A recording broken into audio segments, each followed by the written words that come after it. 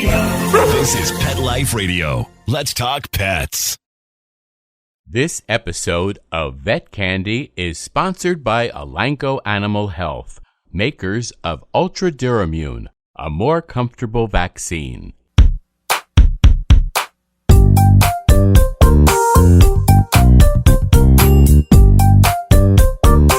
Welcome to another episode of Vet Candies in Other News, a podcast to expand your idea of what's impacting veterinarians, the veterinary world, and all animal care professionals as humans.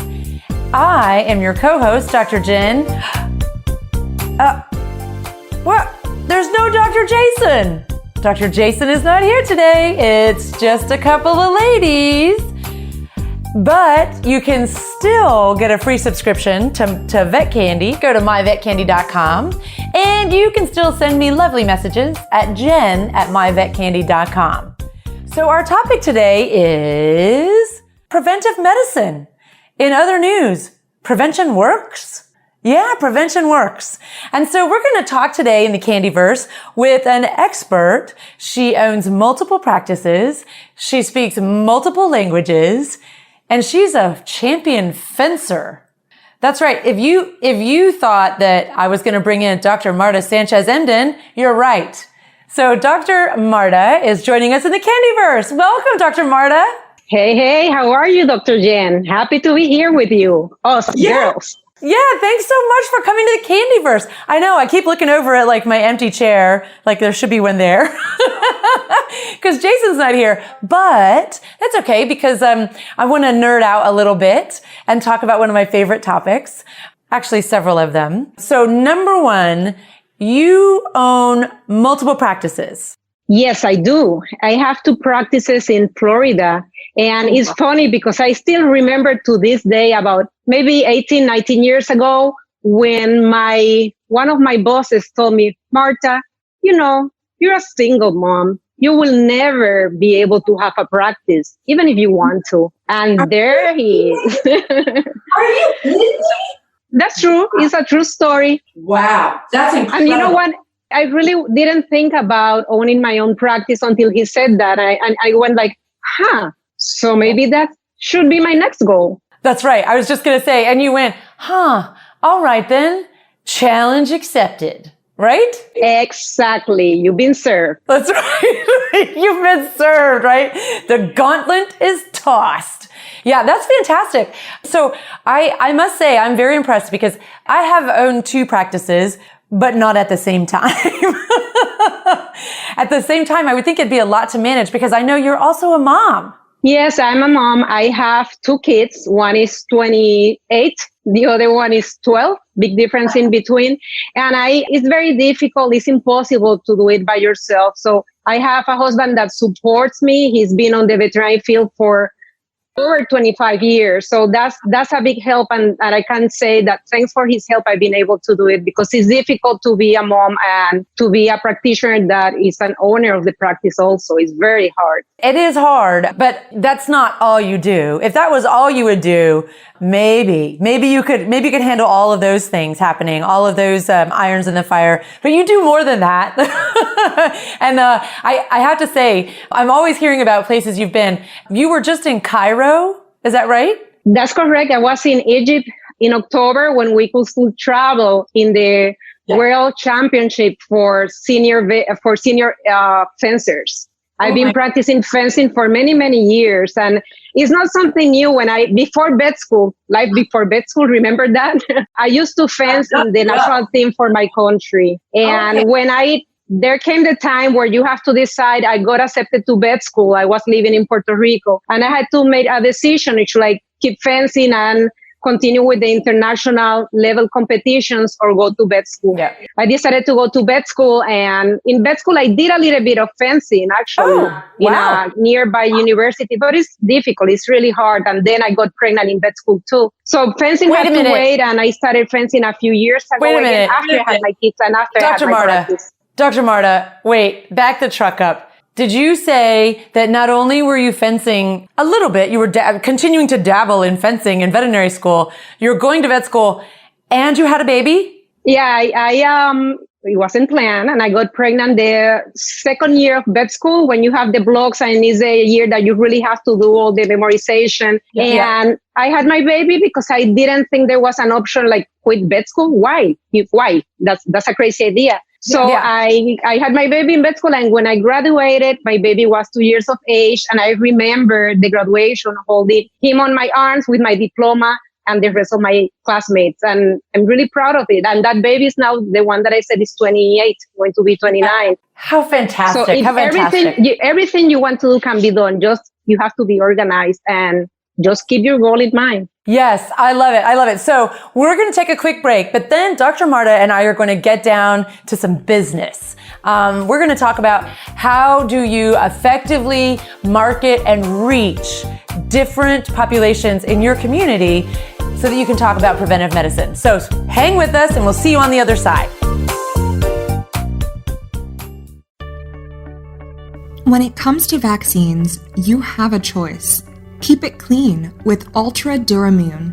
These highly purified half-milliliter dose vaccines are designed to minimize the reactions associated with unwanted proteins and reduce discomfort. Keep the good, clean fun going with Ultra Duramune. Learn more at elaneco.us.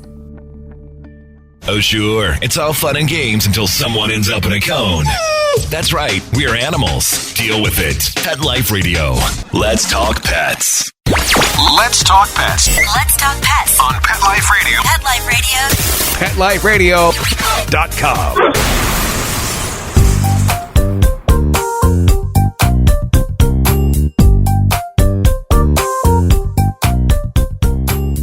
Okay, welcome back. Welcome back. So we are talking with Dr. Marta Sanchez-Emden, who I think may fly around. I think she commutes potentially in an invisible jet. I'm not certain of it, but I think she might. This sounds crazy, all the things that she's doing. But there's a key to that, to her success. And we're going to dip down into that. I want to talk about, you come from a different culture than I do, but we're the same profession. And I think that you probably have used that as an advantage to provide care to a wide array of pet owners. So tell me about that. So I was raised in Puerto Rico, and I moved to the United States when I went to vet school. Oh my gosh. Cultural shock. There was no social media or anything at those times. So when I went to Alabama from all the places, it was a big cultural shock. Puerto Rico to Alabama. And I can tell you that I didn't understand the accent of the South by that time, and people didn't understand my accent. But when I graduated, I came to Miami. I practiced in Miami. And in Miami, I have pet owners from Brazil. They speak only Portuguese. And I have a lot of people from Latin America. I have a lot of Europeans. So we have learned to communicate with many of those pet owners that might speak a little bit of English or might be fluent on English or not at all. And it's important to keep in mind that they come from different cultures. And many times they have medical records with all the work done by their veterinarians in their countries. And we have to modify and continue what they were doing in their country. Oh, wow. It's a little bit different from the way we practice here. Yeah, wow. It's very interesting. I really enjoy practicing in a city that has so many people from so many cultures. Yeah, that's pretty incredible because I know Portuguese is not Spanish. It's not even close. It's not, and actually, in my opinion, it's more complicated. But you can if you use English, Spanish, and Portuguese together, yes, you might be able to communicate, and that's how we do it in my practice. But you know what? The one thing that I also had a practice that was the majority of our clients were bilingual or Spanish speaking only. And I was on the border of Texas with Mexico. And in fact, my practice was, I think, about 2 miles from the border. And so, we had to learn to communicate. But one thing that was evident, no matter what language they spoke, what language we spoke, they loved their pets. Everybody that came, they were there because they loved their pets and they wanted help for their pet. And so that made it a lot easier because we both had a vested interest in communicating with each other over the top of the little dog that was in front of me. Yeah. And do you find that? I thought that this is very interesting is that many times some Latin families, you talk to the father, but then the mother calls you and you need to talk to her. And then the daughter calls you and you have to tell the story to everyone because they're so close to their pet. And yeah, that's true universally. But I think that in the Latin families, sometimes it's even more to the point that you're almost telling the owners, whatever you talk to your daughter and to your son and to your wife, do you want me just to send an email so everybody is... Right. No. But it's a good... Yeah, 100%. It was the same thing. There'd be a whole team of folks that were there and every single member of the team had a vote. And so they all had to get the information so that I had to get everyone to buy in. And I agree with you. I think that is to some degree unique to the Latin culture, at least in my experience. But I thought it was great because I tell you what, there was no doubt what we were going to do with that pet. By the end of it all, when the whole team knew what we were doing, everyone had their say. We were moving forward very confidently. So there are advantages to that piece of the culture there. I was going to say that one mistake that I see a lot of veterinarians from US make when they have a client that has an accent and they speak broken English is that they assume that they don't understand the medical conditions they talk like they're talking to a little kid. And we have to keep in mind that many of the immigrants from Latin countries or other countries that come here, many times they may not speak the language 100%. The English 100% correctly, but these people may be PhD, there might be medical doctors, they may be professors at the universities in their country. So just because they have an accent or they don't speak perfect English doesn't mean you can talk at their level. So that's why it's important many times maybe to have somebody working, a technician or a receptionist that hopefully is bilingual, or have the information, written information in their language, in Spanish or in Portuguese or in whatever language that person is their first language. Yeah, I do think that's important because if we talk about the concept of informed consent in order to treat a pet, you have to make sure, if you know for a fact that this client, this pet owner, that English is not their first language, then you really have to make sure that they understand what you're saying. But what I did find very helpful when I was doing work down in South America and Central America, because my Spanish was probably at about the level of a 3 or 4 year old. However, let's try then. No, let's not try, Dr. Marta.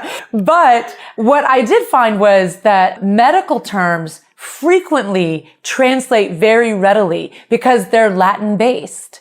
And so whether I was talking with somebody who was from Chile, from Argentina, from Mexico, or a few times from Italy, which was very interesting, we could talk about medicine with not a lot of effort because the terms were similar. It's true, but some late terms are completely different. For example, I get a lot of people that the husband brings a letter from the wife. Hey, Dr. Sanchez, can you check the skin is red? Also, it's limping from the right side. And there's some llagas on the head. And they put llagas, it says word in Spanish. So they use this Spanglish that I don't mind because I understand. But llagas is a secreting ulcer. And it's completely different. So yes, you're correct. Many of the words are from the Latin, the medical words, but the later words are everywhere.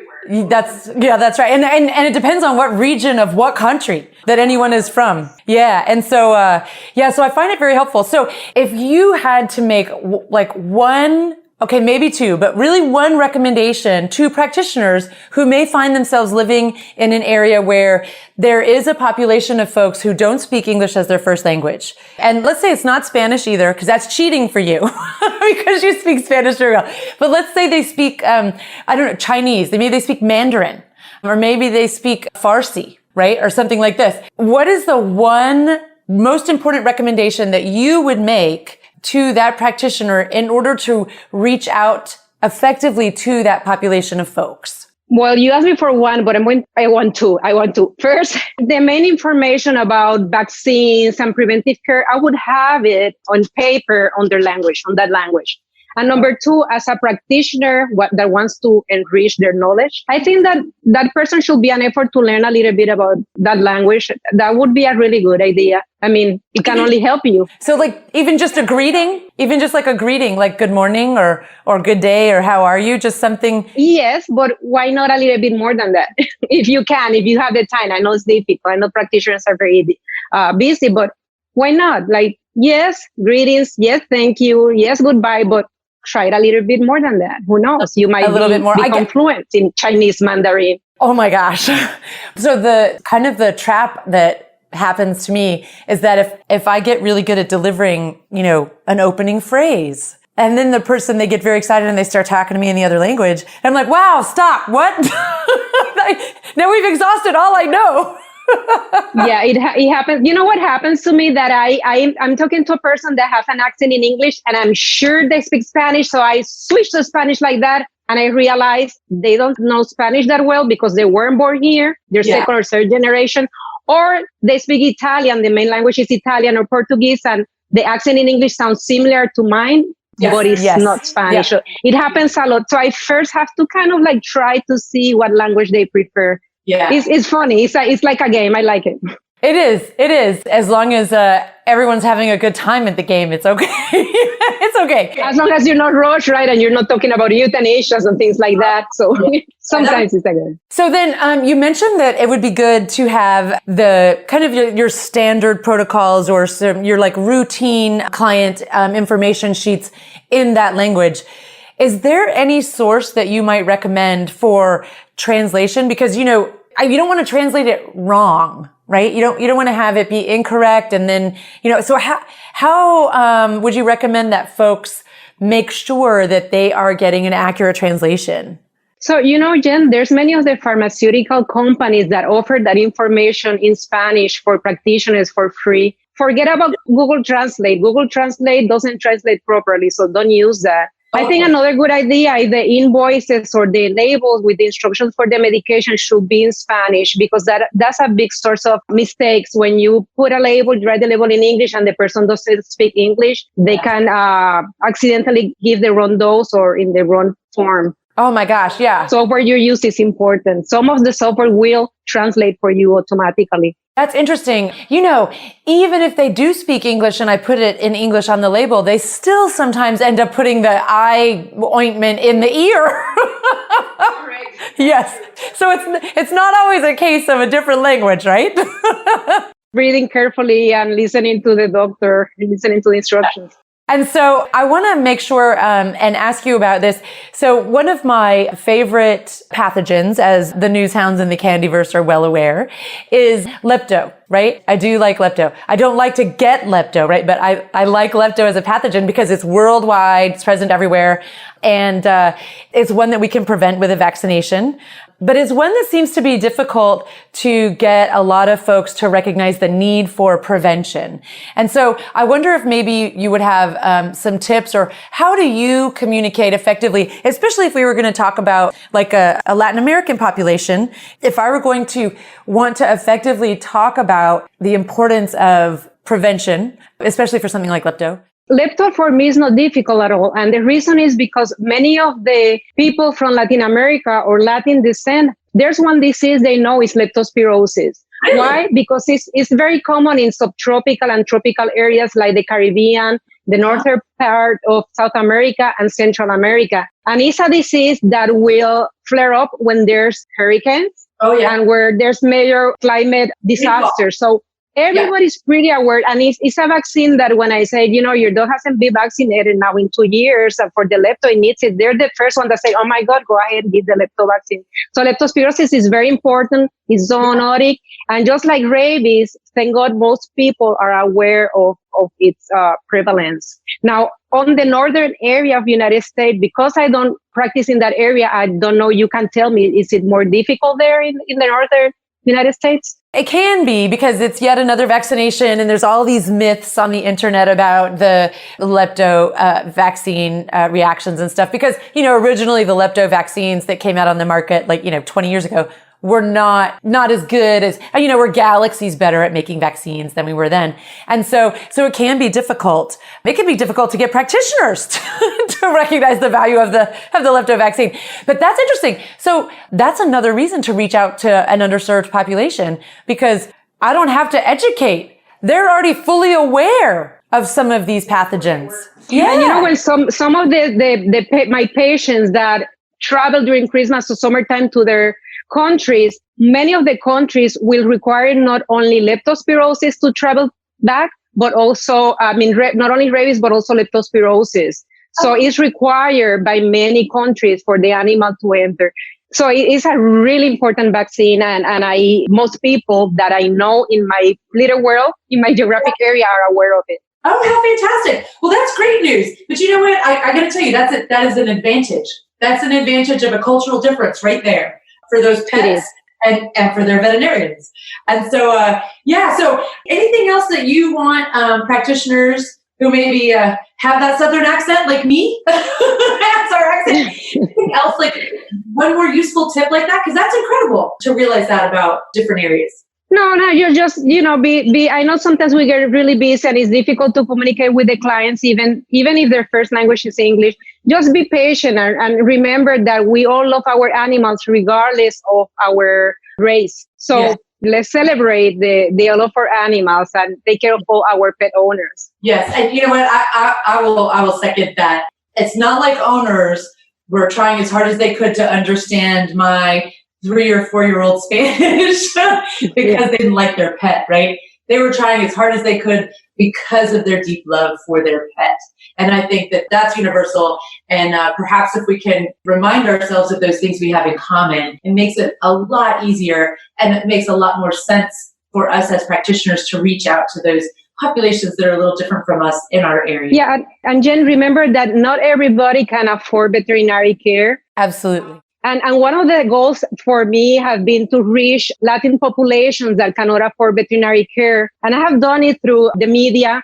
I do work in Telemundo. I worked for many years in Univision, and I work on CNN Spanish also. And the reason is because I want the people that cannot afford veterinary care to have the latest on medical techniques and preventive care on diseases now with the coronavirus to understand where the facts are. So we have to take care of everybody, all pet owners, regardless where they came from or if they can afford veterinary care or not. Then we can consider ourselves successful veterinarians. 100%. And because to me, as soon as you seek help for your pet, you're a good owner because you didn't have to do that. You didn't, you recognized that your pet needed something, and B, you did whatever it was that you could, which doesn't just necessarily mean having funding, but you did whatever you could to find help to take care of your pet. And I think that's critically important. It really is why we do what we do, to try to take care of the entire family and make sure that they can all live together safely. And so I think that's wonderful. And you kind of undersold that a little bit. I think you are the veterinarian for Telemundo. I don't think you do some work with Telemundo. I think you are the veterinarian. Well, yeah, I was a resident veterinarian for Univision and for many years, like 7 years. I'm the resident veterinarian for Telemundo now and for CNN also. And it's solely for the Spanish media. And I'm really happy that I can do that. And it makes me feel that I'm helping not only my patients locally, but these channels are national and international. So I feel that I can pass information, important information for all the pet owners out there that don't speak English. Absolutely. I love it. I think it's fantastic. I wish that I could still speak Spanish, even if only at my 3 or 4 year old level. We could broadcast. We could do an episode of Another News from your practice. That would be so fabulous. Yes, I love it. So, folks, this has been a wonderful conversation with just us girls here talking about how to reach those underserved populations and hearing about Dr. Marta Sanchez-Emden and everything she's doing to put the profession forward and to help enhance care for pets all over the world, no matter what language their owners speak. So thank you, Dr. Marta, for joining us in the Candyverse. It was a pleasure. And those of you out there, I'll see you and maybe Dr. Jason on the next episode of In Other News. Let's Talk Pets, every week on demand, only on PetLifeRadio.com.